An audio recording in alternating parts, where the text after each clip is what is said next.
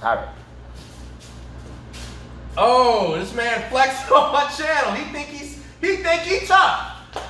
Anyway, my love handles too. I'm showing off. Mine too. Anyway, so welcome to another fun-filled episode of How to Foo. I am your gracious host, Seafood, whatever you want to call me. I don't care. Turtle Sage, aka Richard. This is the homie, the confidant, the brother in arms. Caesar himself, the Italian stallion, Sam Cantanzero. What's up, guys? How you doing? So today we are here to discuss combat Tai Chi, right? Oh, combat Tai Chi, what do you mean, right?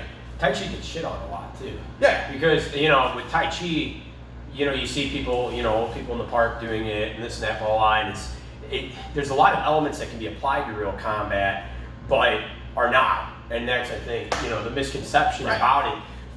As a whole, maybe not the whole thing being applied, but a lot of elements, and it's how you train it and how you apply it. Right.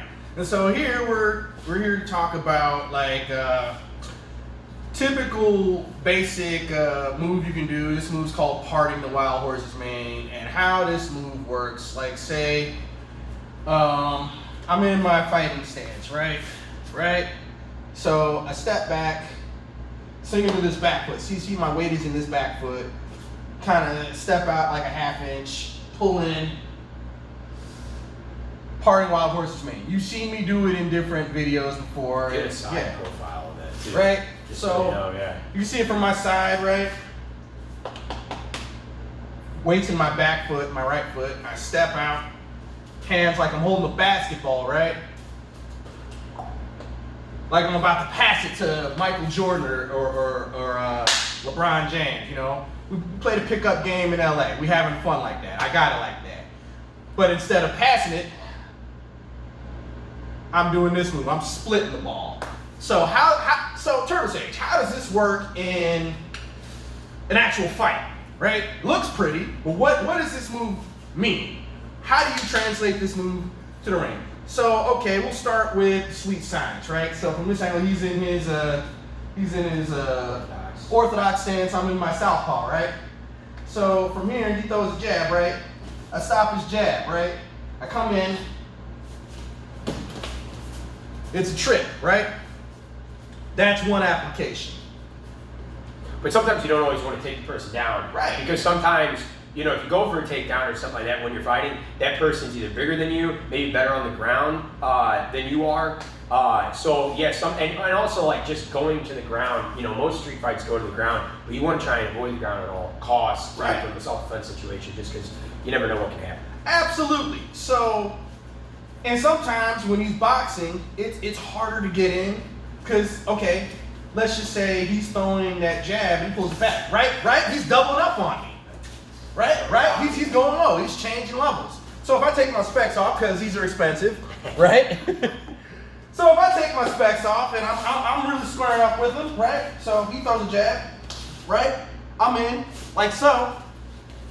There's that. There's from that angle. So if I'm in my orthodox and he's in his orthodox, you see that one, right? Right?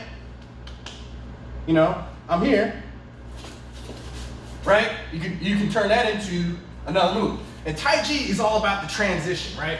There's even like a arm triangle from there too. Right. Where, if you come on in and you go, you know what I'm saying? You can come up here and now you got an arm triangle choke. Right. Yeah. So Tai Chi, like the yin and yang, it's all about transition, right? And so another one, so let's say you get in your... let's switch it up. Yeah, let's switch it up. Yep. So from here, he throws a jab. Right? But I don't necessarily turn it into a takedown. I keep a hold of him, right? I just, right? Yeah. That's good for if you're working in law enforcement. Do that, hit him real quick. If you know inch power, from here you can do that and extend. I'm not going to extend fully because I like Sam. And you turn that into, you go into jail, homie. Yep. Right? Now you're not always going to get that though.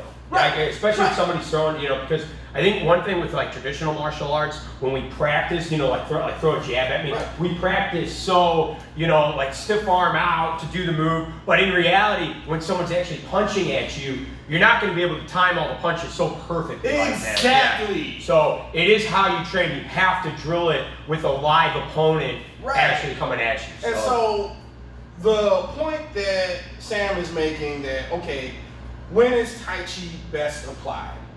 And I'm not even talking about even just parting the wild horse's mane. Any move. Tai Chi is best applied in the clinch. So if I try to use Tai Chi and I'm all the way out here, it's not gonna work. But if I'm in here locked up, we're trying to clinch each other, this is when Tai Chi works. That's when it works the best. That is when you can get a move like parting the wild horse's mane off. And it just comes down to, again, how you practice it, how much you practice it, and who you practice it against. If I do this against, say, some little kid, I'm not really gonna get the maximum benefit. I'm gonna get, if I fight a old lady or who doesn't know anything, probably not gonna get the most. Yeah, it's who you're training with. You know what I'm saying? Somebody about the same height, somebody about at the same skill level, typically, because you want to, iron sharpens iron. Exactly. And somebody at the same physicality level too as you. So yeah. So Sam, let me ask you this: How long have you been in the martial arts? Since I was 5 years old. Since 5 years old, right? 23 years. Yeah. 23 years, right? And so when I fight you, how old are you? I'm 28. 28. Yes. 28. I'm 36. I am fighting a guy in his physical prime. So if I get it off on him, I can get it off on most people. I'm probably gonna sweat to do it. I'm probably gonna bleed to do it. But if I get it off, the more I get it off, the more I develop an understanding, the more I develop that sensitivity. And that's what combat Tai Chi is all about. And you gotta develop that sensitivity, you gotta develop that timing. And a lot of people, they, like if we're going and I'm trying to do a move, you know what I'm saying? Like even just like something as simple as a punch. Right. With Rich, like, good head movement and stuff like that. I'm not always gonna get my punch, you know what I'm saying? Like I'm not always gonna land that punch. So don't get discouraged when you try a move and it doesn't work. You know what I'm saying? That's when you got to be disciplined enough to transition to another move, or think of another strategy off the fly. That just comes with experience. And the one thing about like Tai Chi, we talk about parting the wild horse's mane and these things like this and stuff like that. These are Eastern principles, guys. But like like me, like I've done wrestling and I've done Brazilian Jiu-Jitsu. Not the best at it or anything like that, but there are a lot of applications that you see in Tai Chi that you would see in other grappling arts, such as wrestling, such as BJJ, even like in Muay Thai. You know what I'm saying? Like clinch. I've never done Tai Chi in my life, but we'll go back and forth on the clinch with one another. Exactly. You know what I'm saying? Like in a Thai clinch, and there's a lot of push and pull. So it really depends. Tai Chi, there's a lot of elements that work. I think the problem is just over the years, how it's been trained, and how it's been marketed, and how it's been applied, and it hasn't really been applied to combat. Yeah. So a lot of people think, and unfortunately you've got unscrupulous people who are like, oh, I've done a bunch of pretty forms, so I can do a bunch of chi magic. No, that's not how it works. You've got to develop the sense of timing, and you've got to be able to transition when a move doesn't work. And that's not even just Tai Chi, that's any move. Sometimes, like, okay, you say you do Muay Thai. How often are you going to get a clean knee on somebody? Yeah, it's just like anything. It's how you drill it, it's how you work it, it's who you train with, it's how often you train that will decide that factor. And it's also your opponent too. Is your opponent a novice and doesn't know anything, or is your opponent somebody that's just as skilled as you are, if not more skilled? So yeah, that's the whole. That's what you got to think about. So with that said, you guys have seen the move. I'll show it one more time from this angle. You can parting the wild horse's mane. It's pretty simple. This is splitting energy, what they call lie in Chinese. So lie means literally splitting energy.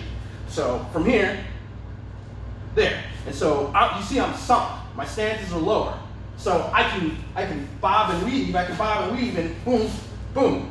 Right. So you're already in that position too. Right. You're already sunk down. You're rooted. Right. Exactly.